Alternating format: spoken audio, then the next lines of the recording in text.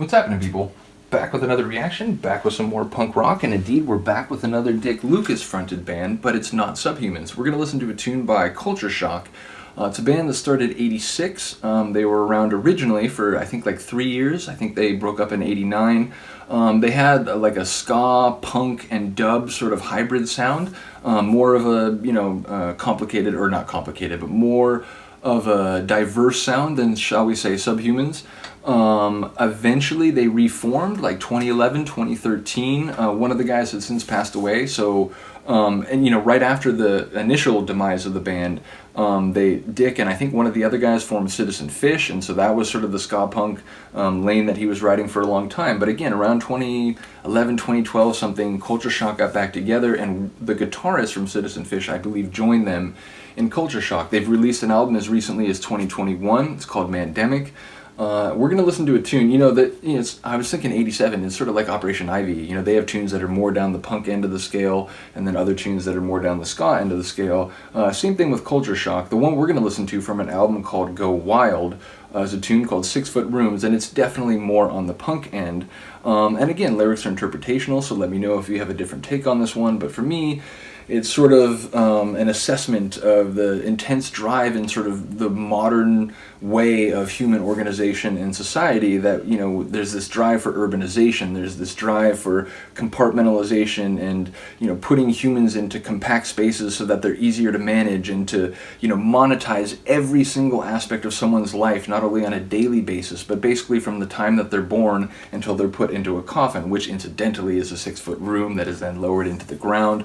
But again, keeping people in these sort of, cheap tenements where you can charge them overpriced rents, and it also allows, sort of the lower socioeconomic rungs of the ladder to be sort of like hyper condensed and put into like organized spaces that can then be observed by the sort of, moneyed overlords, not to speak in an over dramatic way, but, it's sort of like a socioeconomic panopticon and the sort of like balkanization of, psychological lives and potential communities, which then it just serves to like further erode psychological health and well-being, which can lead to, social ills, as they are referred to in the song, like suicide, and, maybe people try to get outside of this hyper containment and compression and still get out into the world, and they might try to, I'm going to go exercise and jog, but makes the point that because of living in this modern human condition with its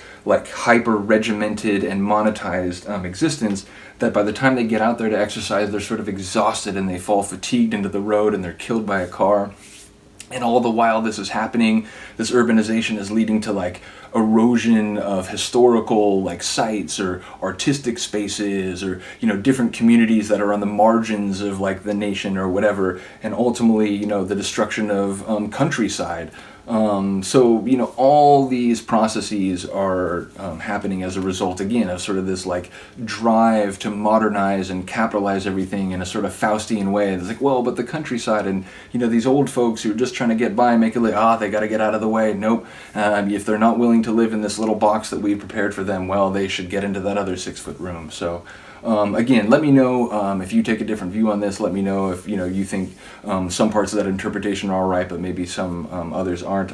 Certainly open for feedback and different interpretations.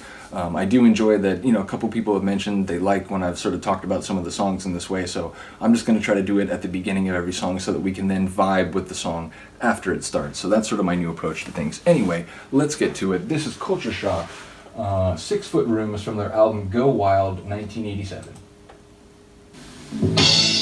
Digging a grave for the people, so they can all live in it. And when I die, I want my own room to die in. It's not many trousers, but not they will tears up the houses, tears up the mystery, Builds up the misery, tears up the countryside. There's a...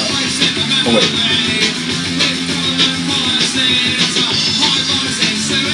What was it? Replace historical memory with government policy. They gave you a room to live in. sort of the, like, this conceptual paradigm's version of, well, at least the trains run on time.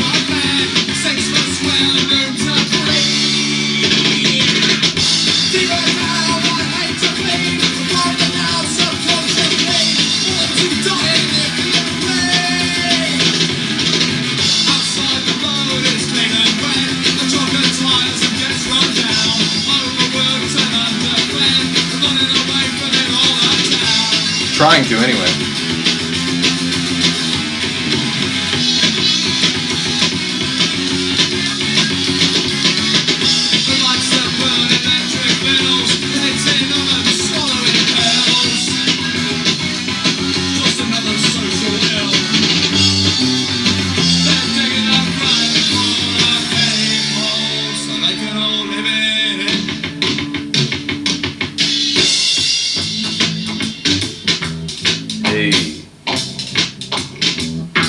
Dub vibes.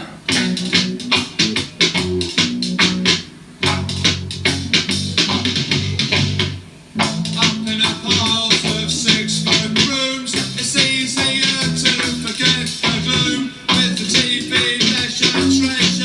pleasure comes in ways you cannot measure. In one ear and out the other, in one eye and there forever.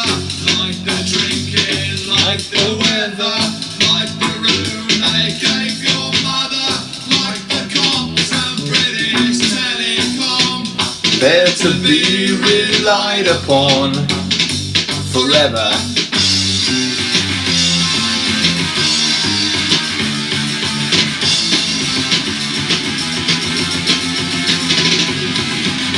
Independent in your room, like the people above and below. Banging the floor with the end of a broom. That's the mob your soul and soul. It's not his peace and one day. That's the level of social interaction in much of the modern world, right?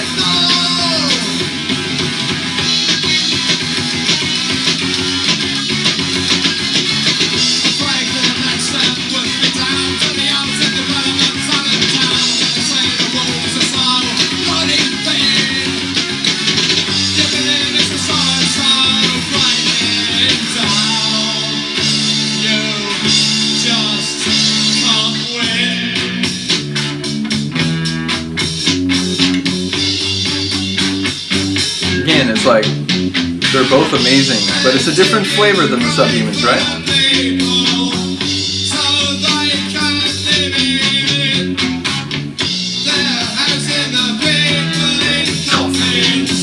Into which they can barely fit, and to keep the illusion of comfort, the streets are always well.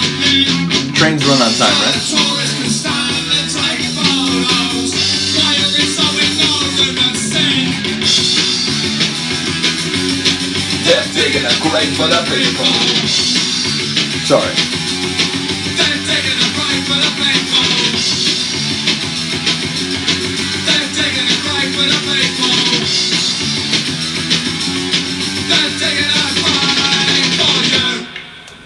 Yeah, it's amazing. I really do love that band. I don't have nearly their full catalog. I think there was, 3 albums? Let me check real quick. See how many albums they did before they broke up and then eventually reformed.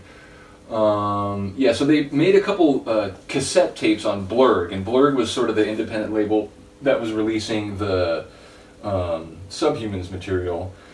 So up until '89, it does look like all their stuff was also on Blurg. There are 3 albums, Go Wild, or at least like proper albums that I think got like vinyl releases.